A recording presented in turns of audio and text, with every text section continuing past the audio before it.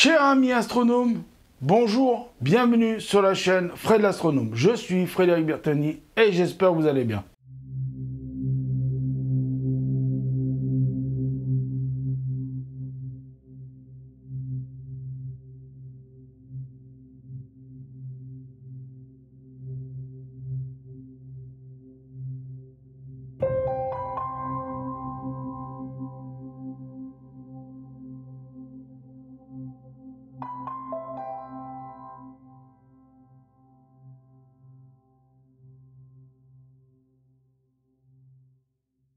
Donc voilà, nous entamons la deuxième partie sur les extraterrestres. Je vous remonte les unes des magazines auxquels je me suis le plus intéressé pour répondre à toutes ces questions.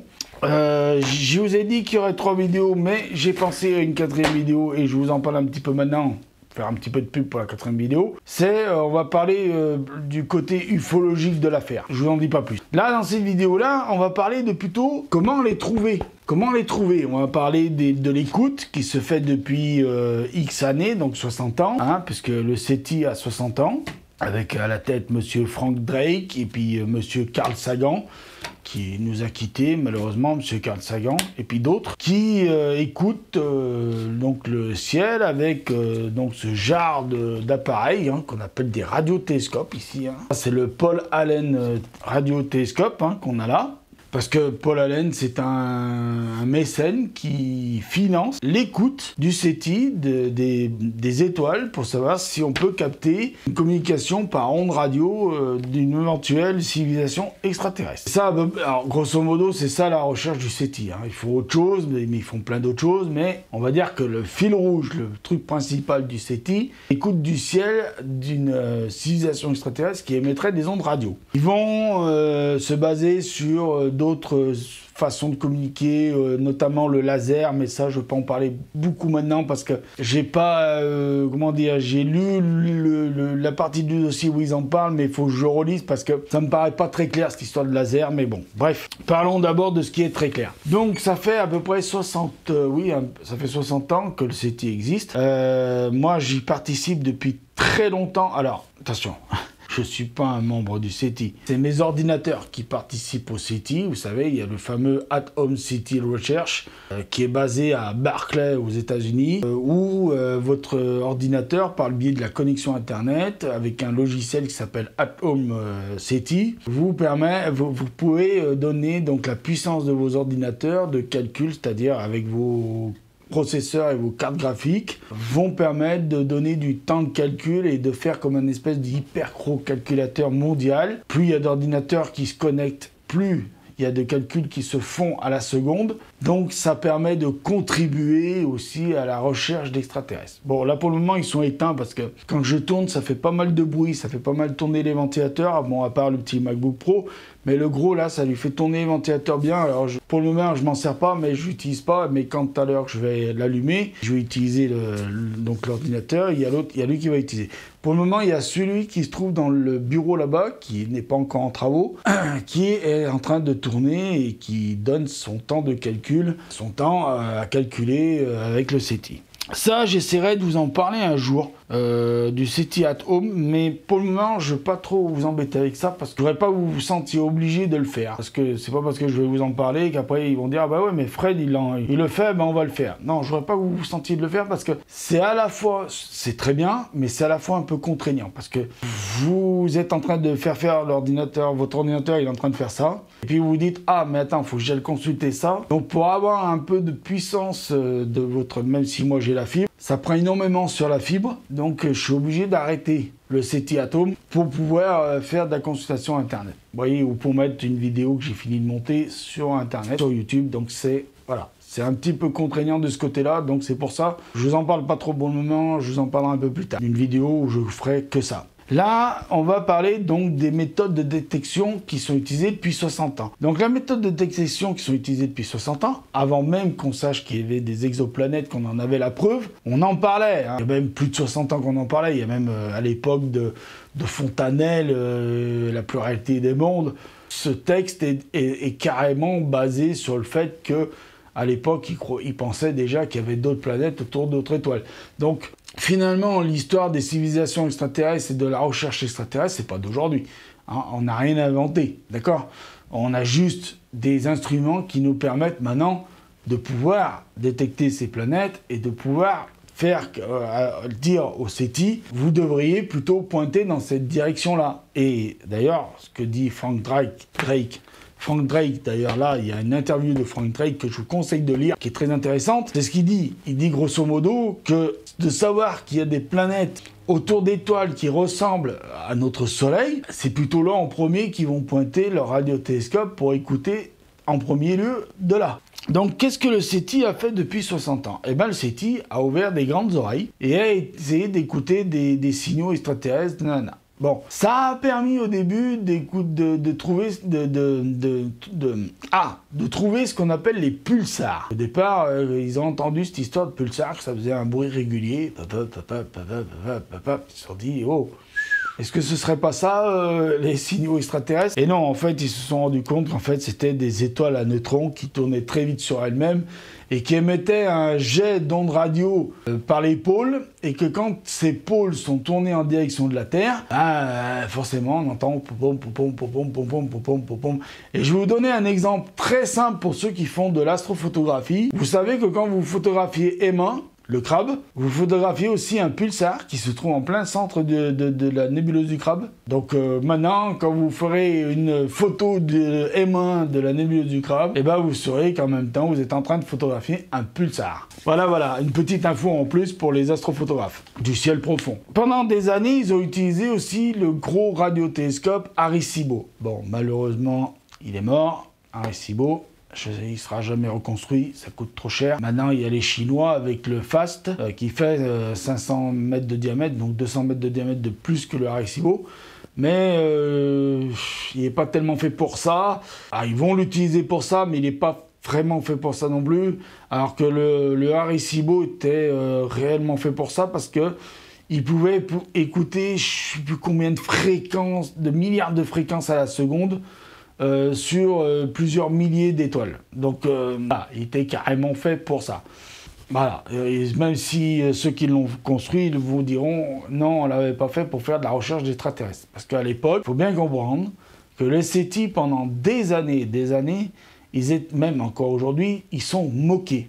Moqués parce que les gens ne comprennent pas qu'on puisse mettre de l'argent dans la recherche de vie ailleurs. Alors qu'ils ne savent pas que quand on met des satellites, des télescopes satellites dans l'espace qui sont là pour rechercher des planètes, comme le satellite télescope Corot qui a recherché des exoplanètes, et on va en mettre d'autres, ils ne savent pas que cet argent dépensé, c'est en même temps pour rechercher des exoplanètes.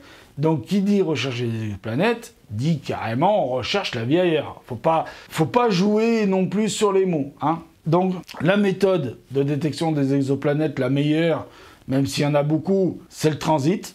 Parce que, pourquoi? D'ailleurs, ils en parlent dans le dossier, là. Ils disent que le transit planétaire, c'est le meilleur pour détecter les exoplanètes. Parce qu'en même temps, ils peuvent analyser l'atmosphère des exoplanètes, puisque comme elles passent devant leur soleil, leur soleil traverse leur atmosphère, donc on peut faire un spectre de leur atmosphère, et analyser le spectre de l'atmosphère des exoplanètes peut nous indiquer s'il y a une éventuelle traces de vie sur ces planètes. Bon, malheureusement, il y en a beaucoup, c'est des planètes gazeuses, des géantes gazeuses. Il y en a très peu qui sont de type super-Terre, parce qu'il y en a beaucoup qui ont été réanalysés et que finalement, ce serait plus des Neptunes, de type Neptune. Il reste pas grand-chose en super-Terre, et en Terre, il n'y en a pas vraiment beaucoup. Même si si on extrapole le nombre de terres, enfin de planètes terrestres qui ressemblent à la Terre, au prou, découvert, on peut l'extrapoler sur le nombre d'étoiles qui est possible d'avoir ce type de terre-là,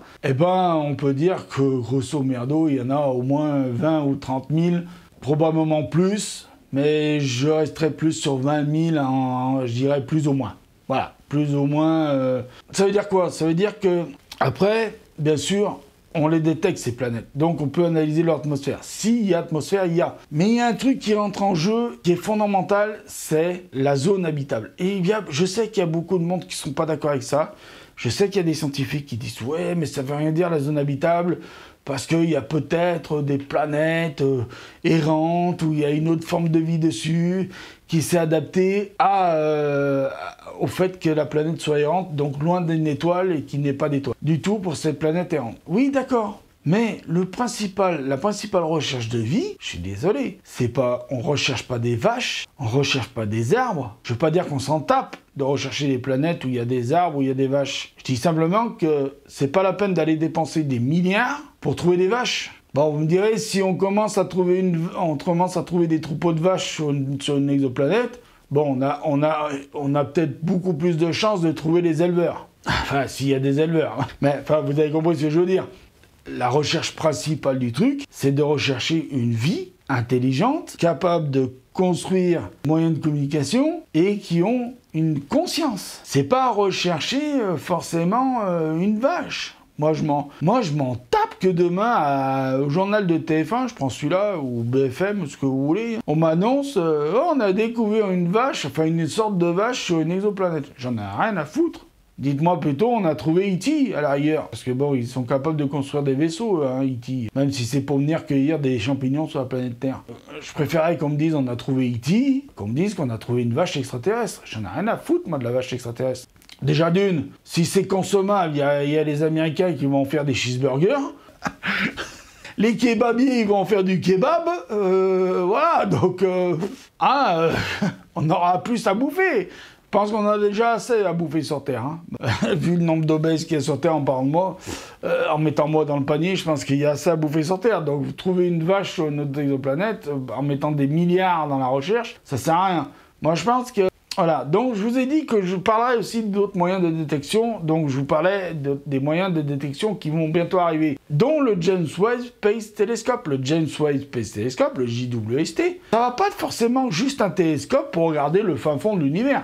Ça, bon, oui, allons voir ce qui se passe au fin fond de l'univers là-bas. Si on arrive à voir les premiers instants de l'univers, les premiers âges de l'univers, moi j'en suis content, ça fera avancer le schmilblick, on arrivera à comprendre un peu mieux l'univers, on arrivera à comprendre un peu plus d'où on vient. C'est une question aussi importante, ça aussi, attention, hein, faut pas croire que c'est pas une question importante. C'est une question très importante de savoir le début de l'univers, ce qui s'est passé au début de l'univers. C'est très bien qu'on ait ce type de télescope pour faire ça. Mais ce télescope va pas faire que ça. Là, je vais revenir sur la vidéo pour les extraterrestres. Il va être servi aussi pour regarder certaines exoplanètes. Il y a une liste, en ce moment, il y a des exoplanétologues qui sont en train de me faire une liste de planètes qui se trouvent à peu près dans un rayon, dans une sphère, on va dire, parce que c'est plutôt une sphère, une centaine, voire de 200 années-lumière. On ne dit pas qu'on va voir la surface de ces exoplanètes. On dit simplement que le James Webb, puisqu'il est carrément que dans l'infrarouge, on va pouvoir utiliser sa vision infrarouge pour pouvoir analyser certaines exoplanètes qui ne sont pas très loin. Et surtout ces exoplanètes qui font du transit devant leur étoile.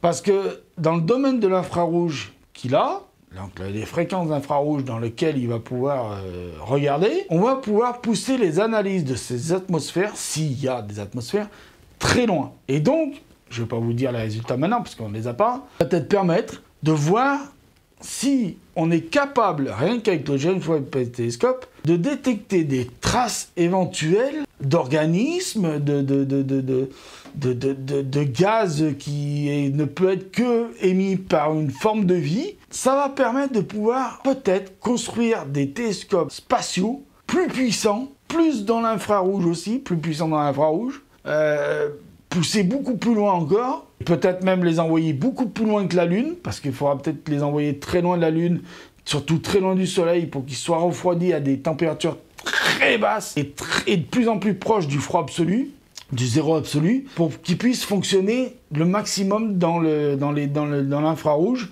pour qu'on puisse voir, analyser l'atmosphère de certaines exoplanètes et peut-être même analyser des exoplanètes encore plus loin de ce fameux rayon de 100 à 200 années-lumière. Hein. Voilà le premier truc, une des missions du James Webb Space Telescope pour en rester que sur la recherche d'extraterrestres. Hein. Attention, je ne vais pas vous dire qu'il va faire que ça. Comme je vous l'ai dit, il va regarder le fin fond de l'univers, il va analyser le fin fond de l'univers, il va analyser les galaxies, il va analyser certaines étoiles, il va peut-être essayer de regarder au centre de la galaxie le trou noir, peut-être, on va voir. Mais voilà, il va avoir plusieurs choses à faire quand même. Hein. Le James Webb Space Telescope, il va pas juste se rouler les pouces pendant un moment et dire ouais, je regarde que ça, terminé. Hein. Non, ils ont pas entre l'Europe et les États-Unis, on n'a pas mis 10 milliards de dollars et pratiquement 30 ans de retard sur son 15 ans de retard sur son lancement juste pour regarder les exoplanètes. Non, on peut pas, c'est pas possible. On est obligé de le faire autre chose. D'accord ? Mais est-ce que plus tard, en sachant qu'un télescope tel que celui-là, capable de pouvoir faire des analyses très poussées en infrarouge d'atmosphère d'exoplanètes, si oui, et si on a des résultats positifs, à ce moment-là, on peut se dire, est-ce qu'on ne mettrait pas 1 milliard, 2 milliards dans un 3 ? Et quand on dit 3, quand on dit 1 milliard, ça va jusqu'à 10. Donc si on dit 3, ça va être 30 milliards. Bon, si on est plusieurs pays, si on est l'Europe, les États-Unis, la Chine et la Russie, on pourra peut-être s'en sortir. À mettre dans un hyper gros télescope spatial, principalement basé sur les fréquences de l'infrarouge, et pousser très loin le truc, qu'on puisse analyser des atmosphères plus précisément. Maintenant, il y a un autre télescope qui s'appelle le Extremely Large Telescope, le ELT, qui va faire 39 mètres de diamètre, qui va se trouver dans le désert de l'Atacama, qui est en cours de construction d'ailleurs, qui sera fini, je sais plus quand. Bref. C'est pas tellement le fait qu'il soit fini ou pas, il sera fini un jour puisqu'il est en cours de construction. Et lui aussi, il va analyser des exoplanètes. Alors, comme il est sur Terre, ils ont estimé que pour le moment, ils essaieraient surtout des exoplanètes qui se trouvent entre 40 et 50 années-lumière. Bon, après, bien sûr, vous savez bien, hein, les scientifiques qui utilisent ce genre d'appareil, s'ils peuvent pousser plus loin, ils vont pousser plus loin, hein, ils vont pas demander la permission. Hein. Ils vont pousser beaucoup plus loin le truc s'ils peuvent. Et oui, là aussi, ça va être très intéressant de savoir si, depuis le sol terrestre, avec des géants comme ça, on peut analyser l'atmosphère d'exoplanètes. Il y avait un article passé un moment que certains espéraient peut-être voir l'atmosphère de certaines planètes, carrément de voir l'atmosphère de certaines exoplanètes, mais bon, ce seraient des exoplanètes qui se trouveraient à aller entre 4 et 10 années-lumière, pas plus, peut-être.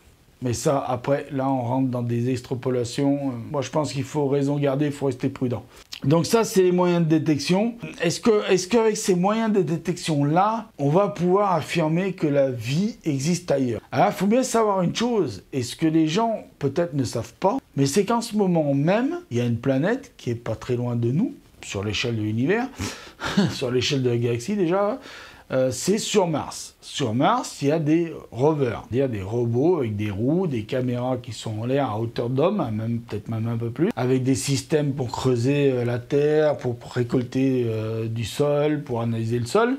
Ils sont pas là-bas juste pour faire les géologues, même si pour le moment on fait plus de géologie qu'autre chose. Ils sont là pour rechercher d'anciennes traces de vie. Parce que c'est important d'avoir cette réponse aussi. Est-ce qu'il a été possible que sur Mars, il y ait une ancienne trace de vie? C'est aussi important de le savoir. Pourquoi? C'est très simple. La réponse, elle est très simple. S'il y a eu une vie naissante sur une autre planète que la Terre, la réponse, je vous la laisse. Hein. Vous la connaissez, la réponse. Il y a forcément eu une vie naissante sur d'autres planètes, et en dehors du système solaire. Donc il y a forcément sur certaines exoplanètes de la vie. Maintenant, il y a un problème avec tout ça. Nous, notre civilisation, elle ne date pas de 1000 ans. Enfin, elle date pas de 10 000 ans, je veux dire. Nous, notre civilisation, allez, au bas mot, 5-6 000 ans. Alors, je parle pas de la naissance de l'homme. Hein. L'homme, il est né il y a plus longtemps que ça. Hein. Et puis, l'apparition de la vie sur Terre, c'est beaucoup plus loin que ça encore. Je parle de civilisation, c'est-à-dire capable de construire avec de la technologie, même si à l'époque, c'était avec des cordes, des bouts de bois, des machins. Capable de commencer à penser par soi-même, à réfléchir sur son environnement. C'est à peu près, on va peut-être remonter jusqu'à 8-10 000 ans. Peut-être plus loin, mais après, c'est difficile de vraiment savoir si... Disons que si on remonte à l'Antiquité des Romains ou des Grecs, ils pensaient déjà beaucoup à l'univers, pensaient déjà beaucoup aux exoplanètes. Donc ça date pas d'aujourd'hui. Si on remonte le fil de temps, on voit bien que quand Galilée a tourné sa lunette qu'il a fabriquée de l'idée d'un autre gars qui avait fait une lunette, lui il a fabriqué sa lunette en disant « Ah bah tiens, il y en a un qui a fabriqué une lunette, j'ai fabriqué une lunette ». Lui, qu'est-ce qu'il a fait? Il a pas regardé l'horizon, il a attendu la nuit, boum, il l'a tourné vers la Lune. Donc c'est bien que dans son idée, il recherchait à savoir déjà à quoi la Lune ressemblait, et de deux, certainement qu'il recherchait à savoir s'il y avait de la vie sur la Lune. Comme à l'époque, les gars, Charapelli, par exemple, Charapelli, qu'on a donné son nom à une sonde qui est sur Mars, il avait pointé son télescope, qui était de très mauvaise qualité à l'époque, sur Mars, et il a cru qu'il y avait des canaux. D'ailleurs, il avait noté Canelli. En italien, canot, c'est Canelli. Il avait cru qu'il y avait des canaux, donc il s'est dit, il y a de la civilisation. Donc, vous voyez, la question de poser s'il y a des civilisations quelque part, elle ne date pas d'aujourd'hui. Aujourd'hui, ce qu'on a de plus, c'est le matériel, les instruments. On a des instruments puissants qui nous permettent de pouvoir, non seulement, dans un premier temps, détecter les exoplanètes, dans un deuxième temps, maintenant, de voir si sur certaines exoplanètes il y a une atmosphère, analyser cette atmosphère, et si oui, il y a peut-être une potentielle trace de vie dans ces atmosphères. C'est ça qu'il faut bien comprendre au jour d'aujourd'hui. Est-ce que tout ça prouve qu'il existe de la vie ailleurs? Non. Pour le moment, on ne peut pas dire qu'il existe de la vie ailleurs. Si on prend l'équation de Drake, on peut répondre à 3 choses sur l'équation de Drake, c'est-à-dire la civilisation, il n'y en a qu'une. Est-ce qu'il y a des planètes ailleurs? Oui. Est-ce qu'il y a potentiellement des planètes habitables? Oui. Mais les autres, on ne peut pas vraiment y répondre. Et pourquoi on ne peut pas répondre d'ailleurs à la dernière donnée de l'équation? Pourquoi? Parce que je vous parlais de la durée de vie d'une civilisation. La durée de vie d'une civilisation, ça dépend de la capacité de son autodestruction. Nous, c'est vrai que là, pour le moment, notre civilisation terrestre, humaine, elle est fragile. Elle est très fragile, elle est même très compromise. À cause de quoi? À cause des armes de destruction massive qu'on a réussi à construire. Tout ça parce qu'il y avait une guerre mondiale qui était en train de se faire, que les Américains voulaient faire taire les Japonais, qui n'arrivaient pas à faire taire, parce que les Japonais, à ce moment-là, ils étaient plus forts. Et comme les Américains, ils voulaient pas perdre, ils ont construit des bombes nucléaires, enfin atomiques, à l'époque, et qu'ils ont usé. Enfin, qu'ils ont utilisé, pour ceux qui ne comprennent pas le mot « user ». Et là, badaboum. Là, notre civilisation, elle a basculé dans la civilisation qui pouvait s'autodétruire.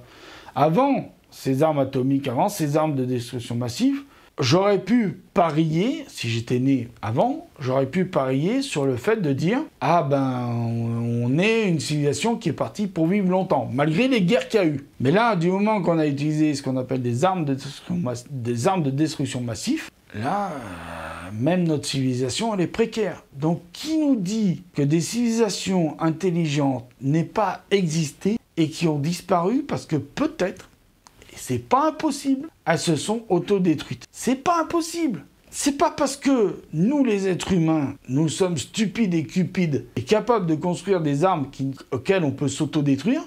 Attention, c'est vrai pour nous, mais ça peut être vrai pour d'éventuelles civilisations extraterrestres. Ça se trouve, il y a des civilisations qui ont existé bien avant nous, qui ont des milliers d'années avant nous, et qui sont arrivés au stade à construire des armes de destruction massive. Alors, quel type d'armes, ça, on ne sait pas. Et qui s'en sont servis pour faire des guerres, et que, voilà, ils ont disparu. Vous voyez, il y a déjà une difficulté dans le fait de rechercher de la vie ailleurs. Donc je vais vous laisser dans cette vidéo-là qui est très longue. Je vais vous dire au revoir, prenez soin de vous, mettez-les à l'oculaire, et je vous dis pour des prochaines vidéos sur les extraterrestres, on en reparle dans bientôt. Allez, ciao, bonsoir, salut!